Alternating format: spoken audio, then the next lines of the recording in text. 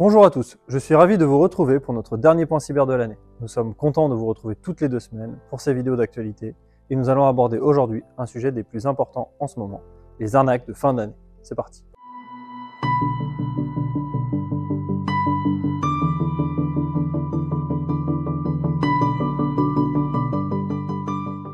Il est de notoriété publique que les cyberattaques et les arnaques d'origine cyber se produisent en plus grand nombre au moment des événements importants. Les fêtes de fin d'année en font partie.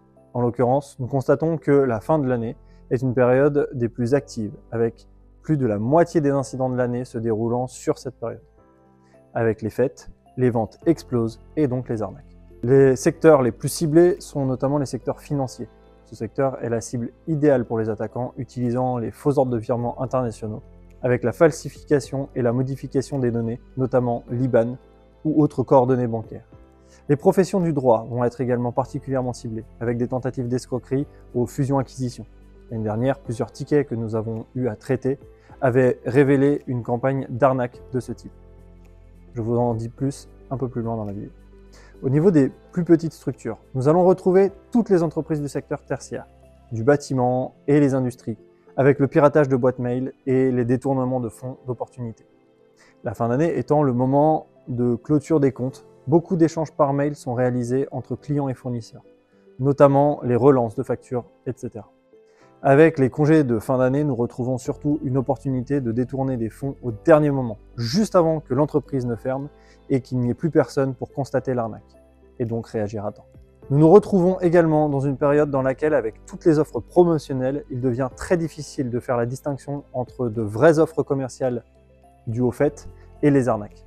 Et à ça, il faut ajouter le contexte de la fin d'année avec toutes les échéances de fin d'année, etc., etc. Bref, vous l'aurez compris, ce sont des périodes critiques en termes de cybersécurité. Les arnaqueurs l'ont bien compris. Depuis plus d'une décennie, ils améliorent les techniques d'une année sur l'autre et s'adaptent en permanence aux nouveaux outils numériques. Nous allons maintenant commencer par parler des arnaques que nous avions eu à traiter l'année dernière. Puis, nous parlerons ensuite des menaces les plus attendues cette année au regard des nouvelles tendances. L'année dernière, nous avons majoritairement eu à traiter 2 grands types d'incidents à cette période de l'année. Le premier étant les arnaques aux faux ordres de virement internationaux, notamment au travers des piratages de boîtes mail d'entreprise. Les attaquants préparent le terrain en accédant à une boîte mail d'un des collaborateurs des mois à l'avance. Puis, ils se latéralisent quand cela est nécessaire, c'est-à-dire qu'ils vont utiliser le compte piraté pour atteindre de manière beaucoup plus légitime en phishing ou techniquement d'autres comptes plus intéressants au sein de la même entreprise. Typiquement, pour atteindre des comptes de personnes ayant autorité et le besoin d'en connaître au niveau des achats ou dans les relations clients-fournisseurs.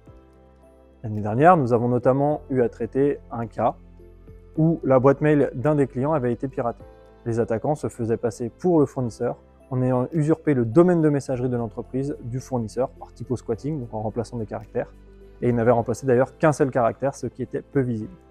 Ils avaient attendu pendant plusieurs semaines l'opportunité, et une fois que le fournisseur a effectué une première relance sur une facture, due par le client, l'attaquant, déjà en place dans la boîte mail, en avait profité pour récupérer les citations déjà présentes dans le mail officiel, supprimer le mail légitime et renvoyer exactement le même formatage et les mêmes signatures à un email frauduleux. Il y avait eu énormément d'échanges entre l'arnaqueur et le client victime de l'escroquerie, et ces échanges avaient mené à ce que le client change le RIB initialement prévu pour le paiement de la facture vers un RIB détenu par l'arnaqueur. Au total, cela a duré pendant plusieurs mois, mais l'attaque avait réellement pris place aux alentours du 15 décembre, peu de temps avant les congés de fin d'année. Par chance, le fournisseur a eu contact avec son client car ce dernier attendait toujours le paiement de la facture après la relance. L'arnaque a été détectée un peu tard car les fonds étaient déjà dans un pays étranger. Par chance, ils restaient dans un pays de l'Union européenne et ils n'avaient pas encore été transférés dans un pays moins regardant et moins réglementé. Beaucoup de frais ont notamment été engagés durant cet incident car il a fallu mandater plusieurs avocats, dont un directement dans le pays européen en question, pour faire geler les fonds et les faire revenir auprès du client ayant subi l'arnaque. Le second grand type d'incident que nous avons eu à traiter était les ransomware. Effectivement, les ransomware sont souvent également en forte augmentation en fin d'année. Les échéances de fin d'année approchant agissent comme un facteur de stress supplémentaire, incitant d'autant plus les victimes à payer. Ces dernières années, les méthodes se sont de plus en plus diversifiées. Vous allez retrouver par exemple les faux avis de livraison. Cela fonctionne énormément en période de Noël avec les commandes internet qui augmentent et donc les livraisons également. Vous avez les escroqueries aux cartes cadeaux, notamment dans le but de faire de la récupération d'informations pour mener derrière des attaques de type hameçonnage ou fenêtres publicitaires ciblées ou des textos, etc., etc. Avec l'arrivée de Noël, il y a également tout ce qui est escroquerie aux œuvres de bienfaisance. En effet, l'effet Noël fait ressortir souvent le meilleur des personnes qui souhaitent aider également ceux qui sont dans le besoin. Malheureusement, les escrocs exploitent cette bonne volonté en organisant de fausses campagnes de charité qui imitent les organisations caritatives légitimes et ils se basent ainsi sur l'émotion pour collecter énormément d'argent et les détourner. Du côté des entreprises, notamment du secteur du service, hôtellerie, restauration, etc., cette période de forte densité peut amener aux escroqueries aux faux emplois saisonniers. De nombreuses entreprises légitimes cherchent à embaucher des employés à temps partiel pour les vacances. Les escrocs en profitent pour se faire passer pour des recruteurs ou des employeurs afin de voler les informations personnelles et de l'argent aux demandeurs d'emploi. Ce genre d'arnaque va souvent se dérouler avec un envoi de chèques en blanc pour justifier d'une avance de salaire afin par exemple de se fournir du matériel. Les arnaqueurs vont ensuite donner un lien qui mène vers une boutique soi-disant d'un prestataire ou d'un partenaire de l'entreprise et qui est en fait un faux site. Les victimes dépenseront ainsi de l'argent qui sera finalement invalidé sur un site appartenant aux escrocs. Bien entendu, sont attendues les arnaques que l'on a déjà citées précédemment, et notamment les arnaques aux faux ordres de virement internationaux. Notre veille fait état également d'une augmentation du nombre de ransomware au niveau international. Mais une autre menace qui a grandi dernièrement et qui, elle, depuis quelques années, fait de plus en plus de victimes, ce sont tout ce qui est crypto-jacking ou crypto-mining tools. En effet, derrière ce terme un peu technique, on va retrouver des attaquants qui installent sur des postes à travers le monde des microprogrammes exploitant les ressources de votre ordinateur, notamment l'électricité également que vous payez, pour effectuer des actions de minage sur les crypto-monnaies à l'insu des victimes. Ces logiciels sont souvent installés après des grandes campagnes de mailing ou en exploitant des vulnérabilités système pour les systèmes exposés à Internet. En fait, ce sont des arnaques qui se basent sur l'univers crypto, peu connu des gens, et on va utiliser les ressources de votre ordinateur, que ce soit la RAM, que ce soit le disque dur, etc., pour pouvoir générer des crypto-monnaies qui vont revenir dans la poche des attaquants. Et vous avez une augmentation conséquente de la facture d'électricité et donc une arnaque indirecte sur votre facture. Maintenant que nous avons abordé les différentes attaques et arnaques, nous allons aborder les bonnes pratiques pour ne pas se faire avoir pendant cette période. Vous vous en doutez, et ça fait plusieurs vidéos que nous vous le disons, mais la première des protections face aux arnaques notamment reste et restera toujours la méfiance et le contrôle de ce que l'on fait. Pour toutes les arnaques précédemment citées, et notamment les escroqueries aux fausses annonces, aux œuvres de bienfaisance et aux faux avis de livraison, etc., c'est bien votre vigilance qui vous permettra d'éviter de vous faire avoir. Pour les attaques de type ransomware, intrusion dans le système d'information ou encore crypto-mining, nous ne pouvons que vous conseiller de protéger votre système avec des solutions de sécurité adaptées, de faire des sauvegardes et de ne pas hésiter à en faire plus régulièrement pendant la période de fin d'année. Concernant les sauvegardes, une autre astuce est également de veiller à toujours conserver une sauvegarde un peu plus éloignée de cette période, notamment en cas d'intrusion de longue durée dans votre système. Et enfin, même si cela ne rentre pas dans des mesures très techniques, nous ne pouvons que vous conseiller de couper les systèmes d'information que vous n'utiliserez pas durant les vacances, ou pour lesquels aucun service devant continuer de fonctionner pendant les vacances n'est lancé, car un système éteint est un système qui ne peut pas se faire pirater.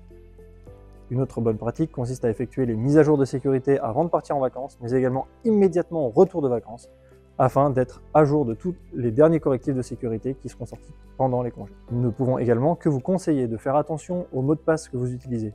Utilisez en priorité des gestionnaires de mots de passe, si possible, pour générer des mots de passe bien plus complexes que ce que vous pourriez imaginer. Et surtout, afin d'éviter la réutilisation de mots de passe sur différents sites. En effet, en cette fin d'année, nous nous rendons sur beaucoup de sites internet et commandons sur nombre d'entre eux. La problématique est que la création de comptes sur toutes ces plateformes et sur tous ces sites internet nous amène souvent à réutiliser plusieurs fois le même mot de passe. Il s'agit d'une erreur. Car si un seul de ces sites est un site frauduleux, dans ce cas, le compte que vous utilisez est compromis, mais également sur toutes les autres plateformes utilisant les mêmes identifiants et du coup le même mot de passe. Bien entendu, vous ne devez jamais utiliser les mots de passe de votre boîte mail pour d'autres plateformes que vos boîtes mail. Faites également attention aux moyens de paiement que vous utilisez. Et pour les entreprises, vérifiez toujours par un autre canal de communication tout changement de coordonnées bancaires qui vous serait soumis par un fournisseur ou un client. Si jamais la demande de changement de RIB a été effectuée par mail, n'hésitez pas à passer un coup de téléphone afin de confirmer que la demande venait d'eux, mais également de confirmer le numéro de RIB. En effet, si l'attaquant est déjà dans votre boîte mail, peut-être qu'il aura profité de l'envoi d'un mail légitime de votre fournisseur, par exemple vous demandant de changer le RIB, mais qu'il aura remplacé ce dernier. Si vous n'appelez pas votre fournisseur pour confirmer le RIB, mais que vous lui demandez simplement s'il a demandé un changement de RIB, ce dernier vous répondra que oui. Pourtant, le RIB que vous allez utiliser sera un RIB frauduleux. Ensuite, ce sera les vacances, vous ne le verrez pas, et il sera trop tard. Au-delà de toutes ces pratiques, sachez que les arnaqueurs font preuve de beaucoup d'imagination pour toujours améliorer leur piège. Il est normal que dans la masse, des personnes se fassent avoir. Si jamais c'est votre cas, nous allons maintenant vous donner les bons réflexes à avoir si jamais vous vous faites arnaquer ou attaquer.